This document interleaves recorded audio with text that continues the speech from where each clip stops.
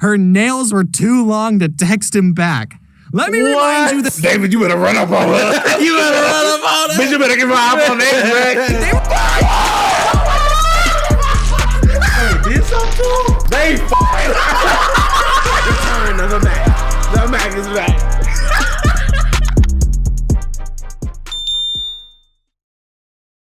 What it do, baby? Back again with another reaction. This is our first reaction to the Odd1sOut. I love the channel. I love the stories. Love the animations. So we decided we're gonna give it a try. This just released. This is My Decaying Mind in Quarantine. So I have a feeling it's gonna be super relatable as always. Do you know anything about Odd1sOut? I don't. You don't? Well, just know animated stories pretty much. He's a cool guy. I watched him on Logan Paul's podcast. I like his personality, you know. I trust your judgment. He's an ally. I trust your judgment of character. I trust your judgment. Even though you're a very shitty person, I can trust your judgment of character. How the hell? You know you shitty. Okay, whatever. Welcome to Internet City. Welcome to Internet Culture. Welcome to the What It Do crew. Join the team. Join the crew. Get the merch. First link in the description. And let's get into the video. Hello everyone, it's me, James. I just wanted to let you know that I'm launching this card game called Cafe Chaos on Kickstarter today. There'll be more info at the end of the video. This isn't some bit. I actually made a card game. I worked really hard on it. So please click the link in the description to get your... My name's Joe Exotic. I exploit dangerous wild animals for profit, and that's only the least reprehensible thing I've done. In this 8-part docuseries, I'll show you the bad, the horrible, and downright disgusting aspects of what it's like to be a polyamorous. Yeah, it's everything we went through in quarantine. So this is part 1. My Decaying Mind in Quarantine. Joe Exotic. Oh. Meth-addicted Tiger King. I'm the real Pokemon master, you hear? And just like that, by watching other garbage humans on his television, James felt ever so slightly at peace while the world crumbled around him. For the first time in months, James smiled. I'll be real with you, being in quarantine has sucked a lot. I miss hanging out with friends, I miss going to non-essential businesses, and I miss wiping my butt with toilet paper instead of my dog. All I've had for company has been floof and my own mind. So it's been a little hard to stay motivated during this time. But if staying home instead of going to Disneyland will save people's lives, then I guess I'll have to make that sacrifice. It's so hard to be a good person. Some of the things that have been helping me mentally has been exercise, a positive mindset, and garbage television. I used to think that garbage television was stupid and a waste of my mortal existence. But as I started watching more garbage, I realized that I've already been fascinated and enjoyed watching garbage content for years. Have you seen the videos I make? I've said this in my conspiracy video that I love watching crazy people talk for hours. Now take those same people, give them a camera crew and a budget, and you got a brand new show on TLC. What's that? You've never heard of TLC, the Learning Channel? Well, TLC is full of wonderful programs and documentaries. You thought he was going to say what? I thought he was about to say tables, ladders, and chairs. What the heck? TLC really stand for the Learning Channel? Does it? I never knew. I really thought it stood for Tender Love and Care. If it ain't stand for tables, ladders, and chairs, it was Tender Love or Care. Who knows? They'll teach you if you become trashy enough, you'll end up on TV. And that's what schools should be teaching. No, this video isn't sponsored by TLC, but if they wanted to sponsor me, I'd say no. Oh, that's the dude. That's the dude who on the shelf up there. The short guy that he married a woman from the Philippines. Oh, that's the dude who I keep Ed. I don't know his name, but he like a real fat guy. Yeah, that's Ed. He was crying on the bed. Just want to be on an episode of My Strange Addiction. I'll tell you what the addiction is later, TLC. One show I've been unhealthily binging is called 90 Day Fiancé. It's about when a boy meets a girl, or a girl meets a girl, or a man meets a much younger girl online, and they sort of like each other, but they're from different countries, so when they meet each other, they have 90 days to decide if they want to get married before their visa expires. It's great that the internet exists so that these clearly desperate people in different countries even have the chance to form a relationship. This is where we gonna find your love. We gonna send Aaron on 90 Day Fiancé. Everybody, go on Twitter and tag 90 Day. Send my shit to Perky. Fuck that other shit. Y'all better hook me up with Perky fine ass. Perky is a YouTuber. Send his profile.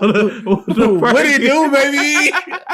Back again with yellow pretty ass girl. I love you, Perky. What's up, girl? Holla at your boy. Really great that the internet exists so we can watch very personal moments of these strangers' lives. The show really shines with the most garbage of couples. I've seen other YouTubers talk about this one specific couple, Big Ed and Rose. Yeah. I don't want to make fun of Big Ed's appearance, but let's just say he saves a lot of money on scarves and turtle necks. He's a 54-year-old pursuing a relationship and wanting to marry a 23-year-old Filipino woman named Rose. And Ed has a why is her legs here? I don't know, but daughter that's 6 years older than Rose. Damn. And he's older than Rose's father. Damn. Can you imagine for a second if your mom was 6 years younger than You gotta watch the scene where Ed met her dad. So awkward, bro. So just in general, the episode where he went to her country. That whole little piece was awkward, bro. It was weird. And on top of that, Ed is a huge liar. He lied about his height. He lied about wanting to have kids with her. He's also really mean to Rose. I mean, sure, he's old enough to be her father, so he's probably used to talking down to young people. And a dad telling their kids that their legs are hairy and their breath stinks is justifiable. But this is his girlfriend. At least make her a bag lunch first. Even if I thought Big Ed was the best guy in the world, do I think a relationship could work between people with a 31-year age gap? Well, let's take a look at the math. Here is the half-year age plus 7 rule graphed out. So if you're 30, then it's socially acceptable to be dating someone who's 22. Now, obviously, this graph isn't set in stone.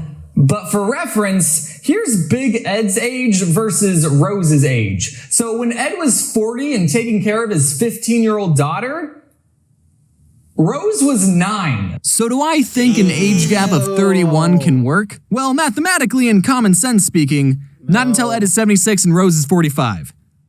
I think that'll take longer than 90 days though. The second and third reason I love this show is David and Lana. I haven't seen any YouTubers talk about this couple, but they need to. Meet David, a 60-year-old guy from Vegas who's fallen head over wall for a Ukrainian woman named Lana. He spent 7 years and $250,000 US on a relationship where he hasn't even met the other person. He's tried to meet up with Lana on 3 separate occasions already, but got stood up every single time. Now he's putting all of his credit cards on the table and is willing to risk it all on a 4th trip to the Ukraine to meet his soon-to-be mail-order nareczona, who doesn't speak English. Long story short, they meet after 13 episodes. David gives her a brand new iPhone X to text him on, only for him to get eternally ghosted because her nails were too long to text him back.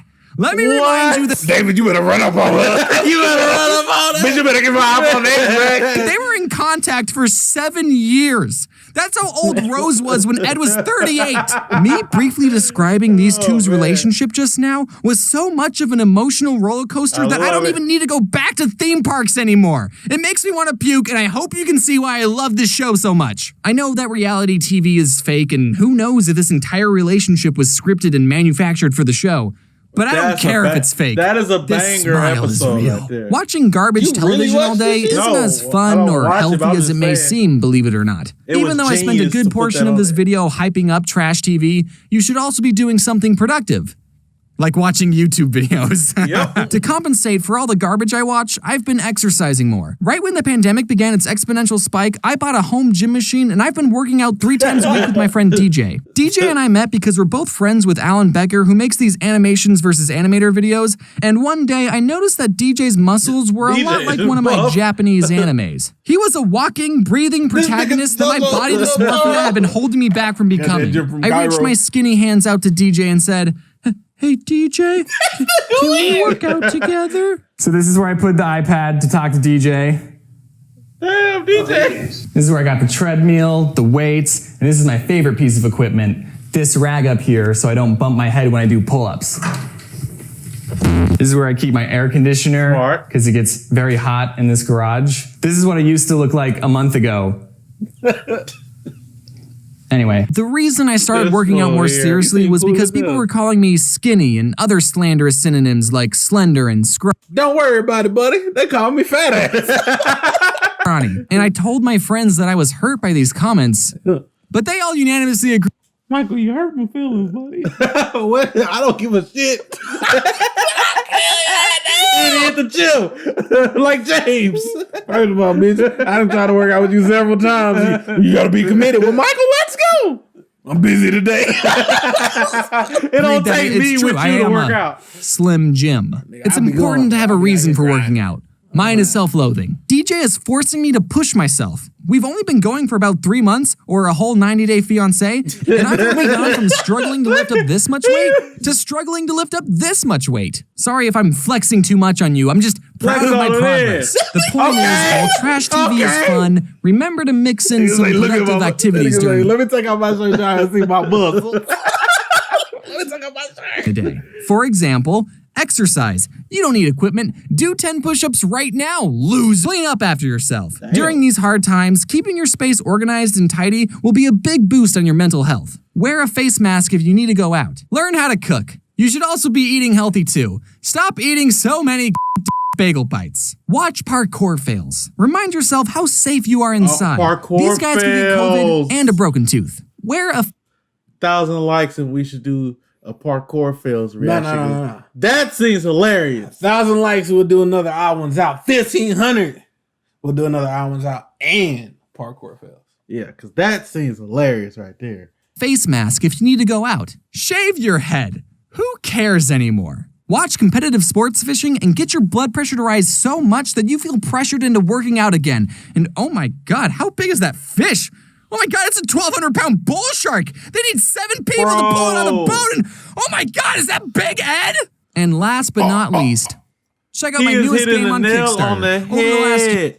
He is hitting the nail on the head, bro. We even had a fishing moment. Not only did we have a fishing moment, throughout the quarantine, we decided we like to hunt. We want to start hunting. We done got it all kind of stuff and ain't been able to go outside and do it. Bro, I just started trading stocks and shit. I've been in the house looking for shit to do. Here I've been developing a new game called Cafe Chaos. You start the game by choosing a character with a unique ability, target other players, and throw food combos like moldy, double deep fried couch cushion candy, or a frozen chocolate pretzel. That sounds delicious. That's pickled.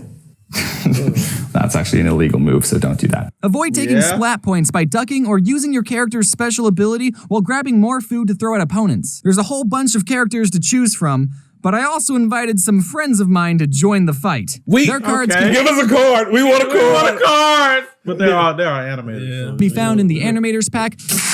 And you can see all the other packs over on my... He can do a reaction. He can do a reaction. You can do a reactors pack. Let's go, James. Let's go. My Kickstarter page. Some of these deals will only be available for the 30-day campaign, so be sure to check them out before they disappear forever. Check out his Kickstarter. Yeah, get that. And get the $500 one. Damn, virtual meet and greet. Hopefully, wait. That shit look good. What that include? We might need. We might need that.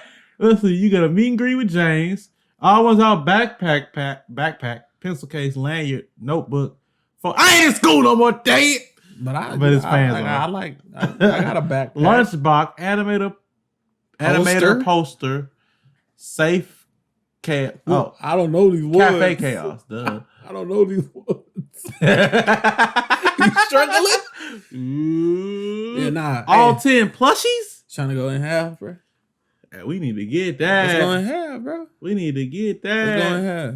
Let's get that. That's a bet. That's a bet. That's gonna do it, y'all. We enjoyed that Odd1sOut video. I ain't even gonna lie to you. I actually enjoyed it. Yeah, that was fun. That was cool. Fun. I do more like we said, 1,000 likes. If we need to do more. 1,500. If we need to do parkour fails. Y'all might want to do parkour fails anyway. But still, we'll catch you in the next one. Peace out.